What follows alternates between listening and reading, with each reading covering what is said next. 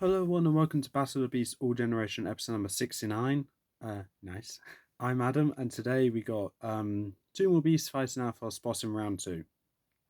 So we're almost at the end of the round one, which, first of all, thank God. This very long round. My voice is starting to catch up to me because I've done battle number 63 to now in one sitting. And it's starting. My voice is starting to wear down a bit. I'm aiming to get this battle and battle number 70 done, and then I'm going to take a break for a bit, and then I will be coming back to do the rest of the series, the rest of round one. I'm hoping to get it done by the end of April at least. So, with that being said, let's get into the fight with introducing the competitors first. So, representing Series 24, Blood of the Beasts, only one of this beast's teammates have actually fought in round one so far. And unfortunately, did he die? No, he didn't. And he didn't die. So it's book number 2, Fluger, the Sightless Sliverer. Don't worry, Lucas, I remembered he's blind this time. And his opponent, representing the Infinite Group of Specials, special number 9, Grashkor, the Beast Guard. Okay, bear with me for my voice. This is what it's going to be like for a while.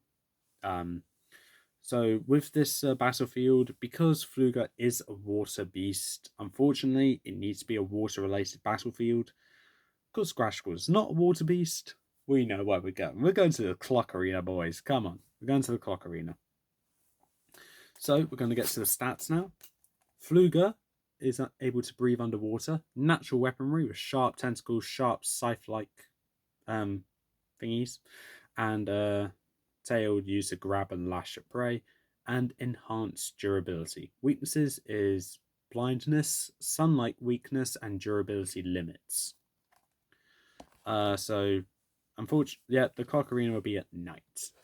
Next, we have Grashkor with the power of flight, enhanced durability, weapon mastery, enhanced strength, resurrection, which is banned, energy and magic drain, and speech. Equipment is the skeletal whip, and weaknesses is cut in his wing, where he cannot fly. There's a cut in his wing. Durability limits and a broken whip, so his whip can be broken. So yeah, I guess that's all right then. I guess. So with that, Fluger versus Grashkor. Let's get into this. As the chamber doors open, Fluger slithers out into the water, getting a feel for the environment that he is in. He, she, I think it's a he. Whilst Grashkor bursts through the sky exit and lands directly in the center of the arena, causing a shudder to go around the entire arena. Fluger felt it, charges right up towards the center, smashes right through the rock of one of the spokes, and goes to attack whoever is in the center of that arena. Grashkor sees this giant shrimp-like monster and just goes to punch it aside right before it attacks him. Fluger reels back in pain, but wraps his tail around Grashkor's wrist before Fluger goes back in the water, dragging Grashkor with him. Grashkor left his whip on the land, though, and Fluger keeps taking Grashkor down lower and lower. Grashkor, holding his breath,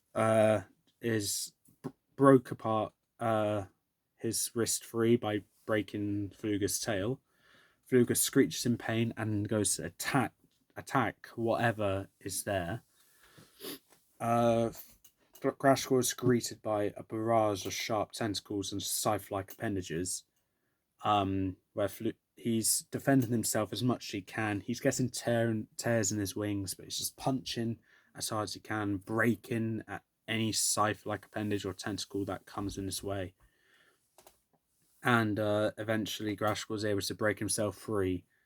And when he makes it back onto land, Fluger senses that Grashkor's not there anymore. He hears that Grashkor is back up onto the surface, where he charges back up, Grashkor was able to get his whip, and right when Fluger bursts up, he whips his whip directly towards Fluger, smashing the bull head against Fluger's head, knocking Fluger to the side of it, where he screeches in anger. Grashkor then charges up towards Fluger and wraps his entire body around Fluger's head and starts twisting, trying to suffocate Fluger as much as he can. Fluger wraps himself around Grashkor, trying to constrict Grashkor, in which Grashkor's having none of that and tries to spread his wings to give himself more breathing room. He releases his grip off Fluger and just dips his hands into Fluger's mouth and starts pulling away at Fluger.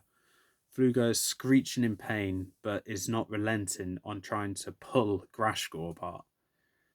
Grashkor uses his leg and kicks Fluger on his body, trying to keep Fluger at bay.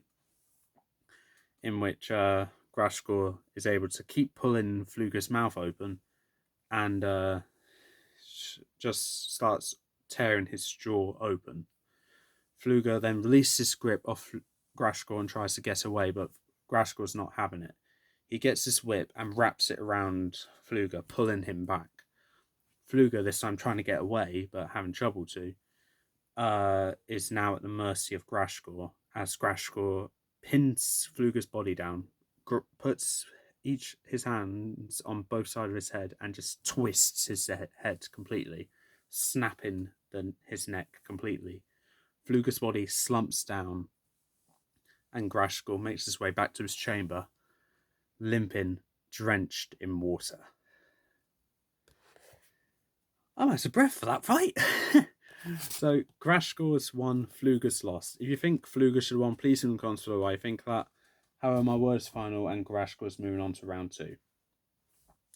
I gave Grashkor the victory because whilst the flight advantage didn't exactly help, Fluger at the end of the day can't see his opponent.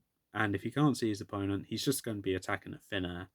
And if Grashkor can use that to his advantage, which he did, he's able to take care of Fluger easily. So that's why I gave Grashkor the victory. But for that, that's all for this time. If you like what you saw, leave a like, leave a comment, don't forget to subscribe, press the notification bell down the corner below, and I'll see you next time.